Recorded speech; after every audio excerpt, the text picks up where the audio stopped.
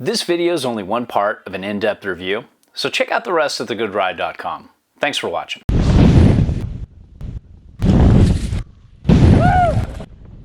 Welcome to The Good Ride. I'm James Beastie, and I'm just being me in a world that isn't. This is the Rome Warden. It's sitting next to its more expensive brother, the Freaker, and then next to it is the Stale Crewzer that's similar, but not quite as close as these two, but still very much the same family. Very close first cousin. I rode this with the Burton Kendo, the Union Atlas, the Cleaver, the Katana, and the Vice, and got a decent amount of time on it in some late spring conditions. Not ideal, but the best we could do with the season we had, which wasn't a terrible season, just premature springulation came on pretty quick and just never left.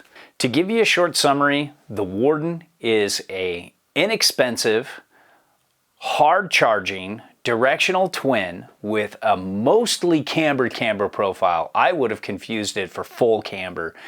That is made for people who like to charge, that are on a budget, and want something that is great at getting some decent mountain speed, but mainly getting air, hitting big kickers, and riding pipe. That's what this board shines at. The rest of it, it kind of falls off and isn't that recommendable as, let's say, a one board quiver. But if you pair this up, let's say, with the Service Dog, you've got a great low-cost 1-2 punch for just about every condition. When it comes to sizing, this 58 felt really good. I'm curious about the 55, but this is better for my weight. The 55 would be better for my boot size and not as good for my weight, which might be a good thing because it's such an aggressive board. So it's up to you to decide whether or not to size up or size down or size right. When it comes to shape, this is a directional twin, and it's got a pretty centered feel on side cut, but you throw in that camber profile, it just, when you lay it, if you're looking at it on the table right now, you can see this looks almost like full camber. When you weight it down, the tip and tail rise up a little bit, but it is very technical, very catchy, very unforgiving, and of the few times that I got off my game on this board, it didn't feel like I was going to recover, and it reminded me of the early O's when I pretty much only rode camber boards, and it's unforgiving. Advanced expert riders only, and it is not that mellow when it comes to skidding a turn, but it feels really good in terms of how it tracks one footing off a chair and just going down any type of run. It's kind of one of my favorite boards for long, flat cat tracks because it just tracks so well throughout that. Now, when it comes to flex, it's a pretty medium-ish flex throughout. You can see here in the tail too. It also has a decent twist to it. So it's definitely got that kind of medium-ish flex, but when you combine that flex with this camber profile, you have a board that's pretty difficult to butter. It was a touch easier than the Freaker and the Stale Crewzer. It's still pretty technical, takes a lot of work. When it comes to pop, the pop was pretty easy to access, but not super easy. The more you gave to the board, the more it gave back, and I just felt like this is one of those boards that just, even off the little hits I took, you could just feel it spring. And what little ollies I did, they ollied higher. It really has good pop to it, especially for this price point. It didn't feel like you were dropping pop as you drop the price point from, you know, the Stale fish right there, which is really expensive. Well, not really expensive, $4.99 or around there. The Freaker kind of mid fours, and then high threes, low fours right here with the Warden. The Warden just had pop that was probably a little above its price point, and that's kind of cool. Now, when it comes to speed, the base glide isn't exceptional here, but while it doesn't have those high highs, it doesn't have those low lows either, and you don't have to wax it all the time. So if you're somebody who's just not a diligent waxer, you might like this board a little better than the other two. But the Freaker was pretty good with some neglect too, so I don't know. You know, that's probably its low point, but it wasn't terrible by any means, just kind of middle ground-ish.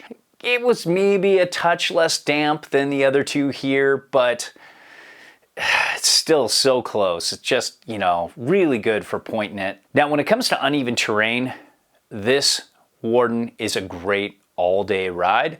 It doesn't have that fatiguing feel. The flex is poppy and lively, but it doesn't buck and bounce you around, and it has this cool personality to it that absorbs a lot of that micro bumpy, messy, sloppy, chunky, funky, kind of mid to late day snow that you often see.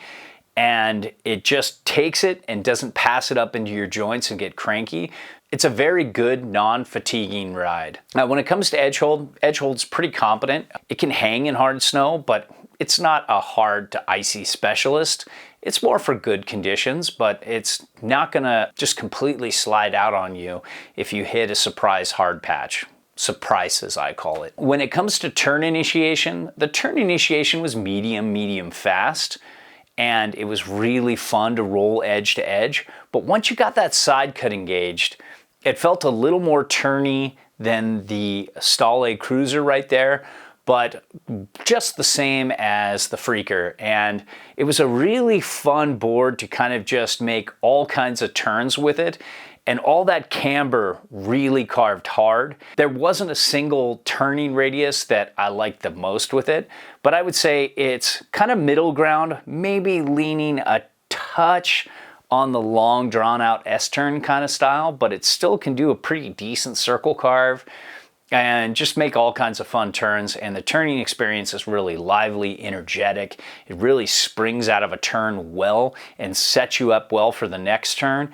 Very good for this price point. A lot of $399 boards are not dynamic turners, and this one is. But again, it appeals more towards advanced to expert riders on a budget. Now, when it comes to powder, just put this away and go get a service dog for the same price. You're gonna be much happier. If you have to, there's a little setback on board, a little directional float, but with all that camber, I would like twice as much setback on board. I've been through this in the O's and the 90s, the late 90s and the early O's.